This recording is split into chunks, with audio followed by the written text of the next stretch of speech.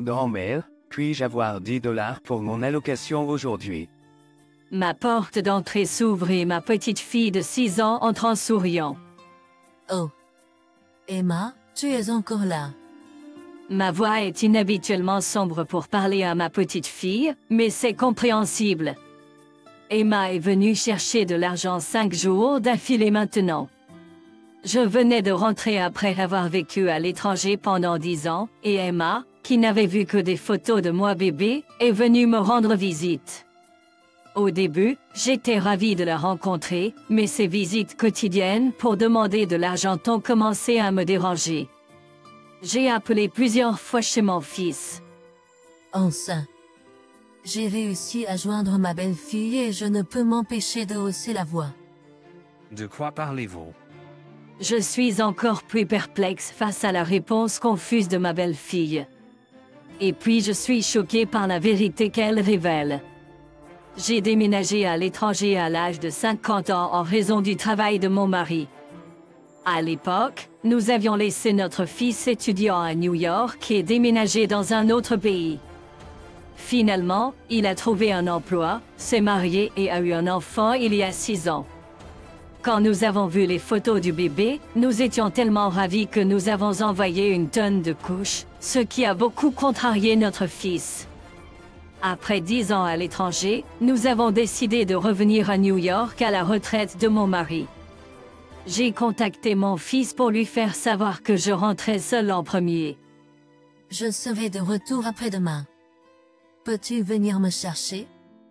Oh, désolé. Je pars en voyage d'affaires à l'étranger à partir de demain. Oh, on va se manquer. C'est dommage. J'étais enthousiaste à l'idée de retrouver ma vie à New York, même si je ne verrais pas mon fils tout de suite. Notre maison, située dans un quartier privilégié, était trop grande à entretenir, alors mon fils et sa femme ne voulaient pas y vivre. Nous la faisions nettoyer régulièrement par un service. 2 jours après mon retour, une petite fille nous rend visite tout à coup. Bonjour. Grand-mère. Hein? Enchanté de vous rencontrer. Je suis Émile. Pourriez-vous être ma petite fille? Émile? La fille, qui ressemble un peu à mon fils, me répond oui et me montre une photo d'elle et de mon fils. Ce que j'ai vu sur la photo, c'était mon fils, souriant et se penchant l'un sur l'autre, et Émile devant moi. Oh, Marie a vieilli. Je ne peux m'empêcher de sourire en voyant mon fils légèrement enrobé. Portes-tu toujours cette photo? Yo. Maman m'a dit de te la montrer quand je te rencontrerai. Je réalise soudain qu'Émile semble être seul. Comment es-tu arrivé ici? Marie, ton père est en voyage d'affaires, n'est-ce pas? Oui, mais maman m'a déposé à proximité. Elle a dit qu'elle devait faire des courses et m'a dit de rester ici. Émile n'a que 6 ans. Je n'arrive pas à imaginer laisser un enfant marcher seul à New York. Mais en regardant le visage innocent de ma petite fille, je ne peux m'empêcher de sourire. Veux-tu une collation? Émile?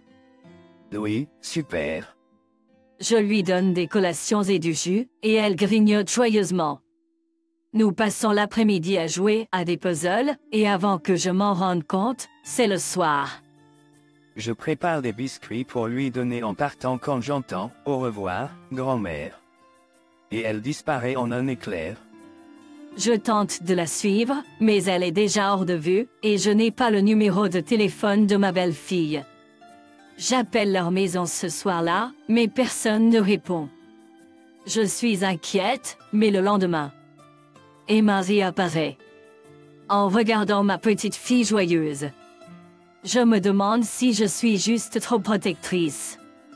Emma a passé la journée chez moi et est partie seule en disant, même en mettant à proximité. J'appelle à la maison, mais ma belle-fille ne répond pas, pourtant Emma continue à apparaître tous les jours. Après que cela se soit produit pendant 2 jours, je commence à trouver cela suspect. Puis Emma dit quelque chose d'inattendu. Grand-mère. Je veux une allocation. Je suis surprise par cette demande soudaine, mais je pense que c'est peut-être un privilège pour un enfant de demander de l'argent aussi directement.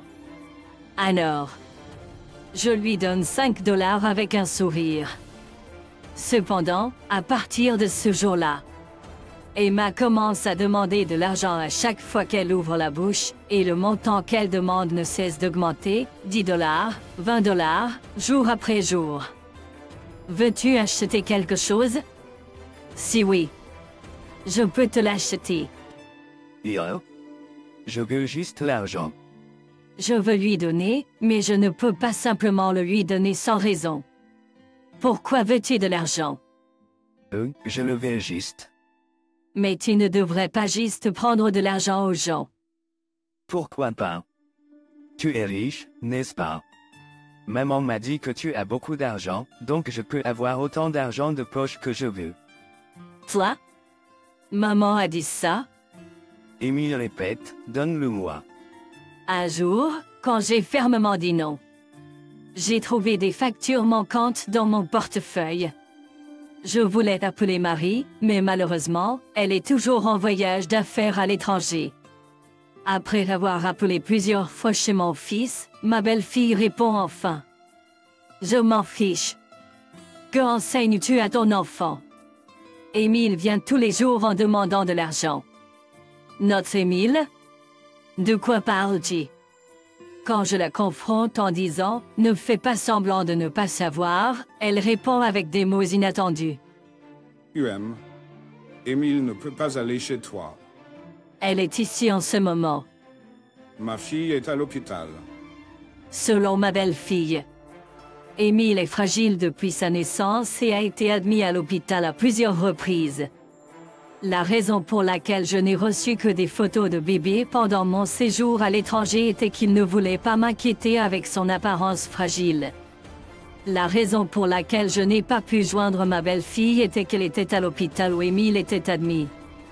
Après avoir raccroché en disant « Je dois aller à l'hôpital maintenant », j'ai été stupéfait pendant un moment. Qui est ce Émile qui est venu chez moi aujourd'hui? En m'appelant grand-mère et portant une photo d'elle et de Marie. Émile, vas-tu répondre à la question de grand-mère? Oui, bien sûr. Toi, Quel est le nom de ton père? Marie, Et le nom de ta mère? Benoît, Je fronce les sourcils à ce stade. Le nom du père est correct, mais le nom de ma belle-fille est Jean. Je pose quelques questions de plus, et il y a de légères contradictions dans toutes ces réponses. Est-ce que David vient te chercher aujourd'hui? Émile? Je vois. À ce moment-là, j'avais déjà pris ma décision. Le soir, alors qu'Émile quitte ma maison seul comme d'habitude, je la suis discrètement. Après avoir marché un peu, Émile entre dans un parc voisin et court vers une jeune femme qui l'attend là-bas. La femme dans le parc est une parfaite inconnue, pas ma belle-fille, et je ne reconnais pas son visage. Je m'approche rapidement des deux alors qu'ils tentent de quitter le parc. Excusez-moi, êtes-vous la mère de cet enfant? Oui, et alors?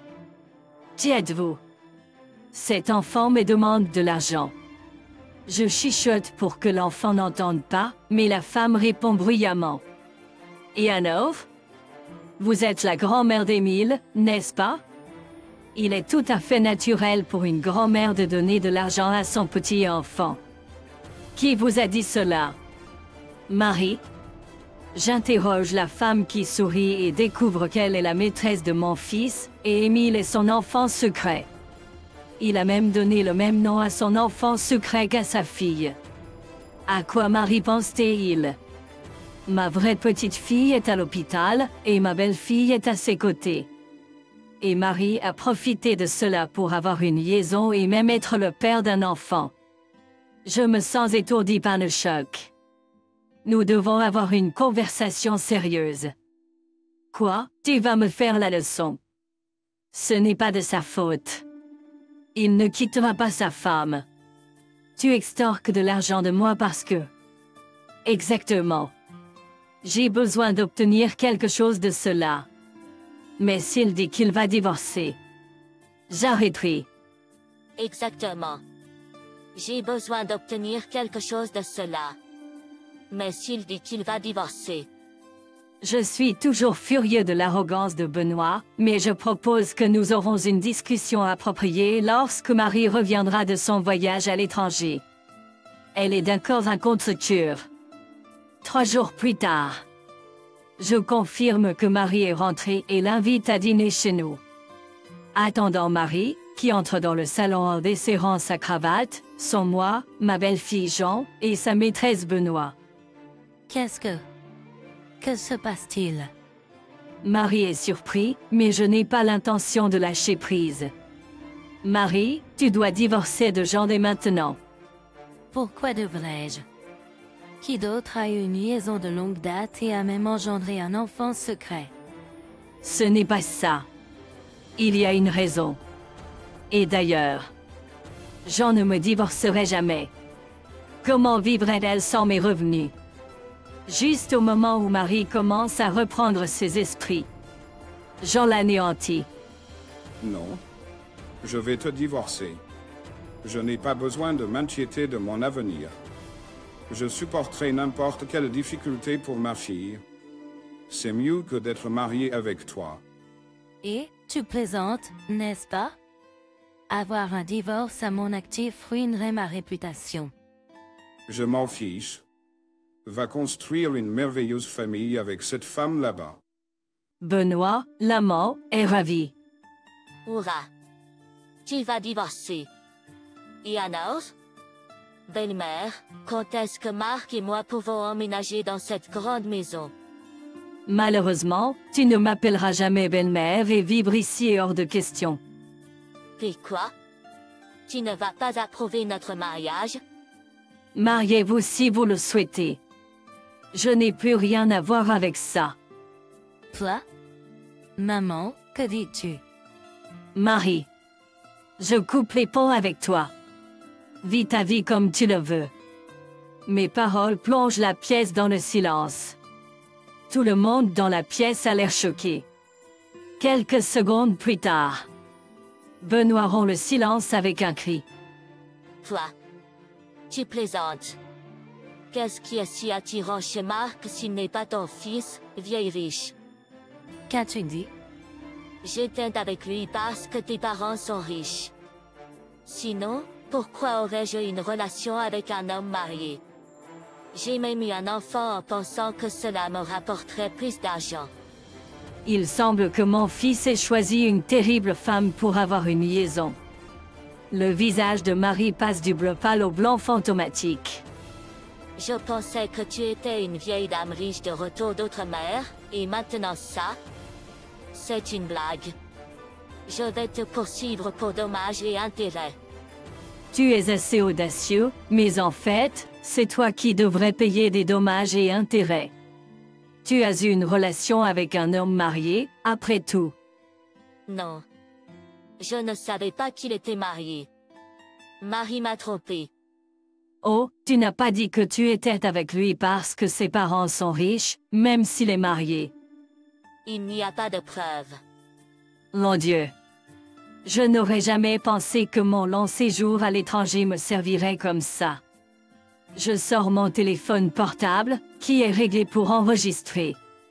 Ne me sous-estime pas parce que je suis vieille. J'ai vécu dans un pays où les poursuites sont courantes. Enregistrer les conversations comme preuve est assez courant là-bas.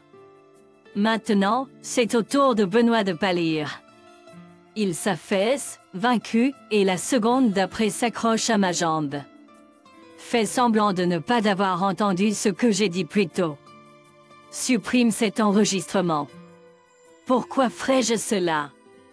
Paye juste ce que tu dois. Je ne peux pas. Combien sont ces dommages et intérêts? Je n'ai pas ce genre d'argent. Betty se tourne vers Jean, implorant son pardon, mais Jean secoue silencieusement la tête. Ainsi. Jean divorce de Marie et réclame 30 000 $ de dommages et intérêts à la fois à lui et à Benoît. Marie finit également par payer 1 000 $ par mois pour la pension alimentaire d'Émile. Ayant été coupé par moi, il perd son esprit, fait des erreurs au travail. Apparemment, il a été licencié pour avoir causé de grands dommages à l'entreprise et travaille maintenant dur à son emploi de jour.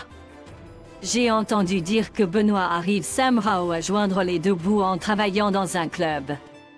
Quant à moi, je décide de vivre à l'étranger à nouveau.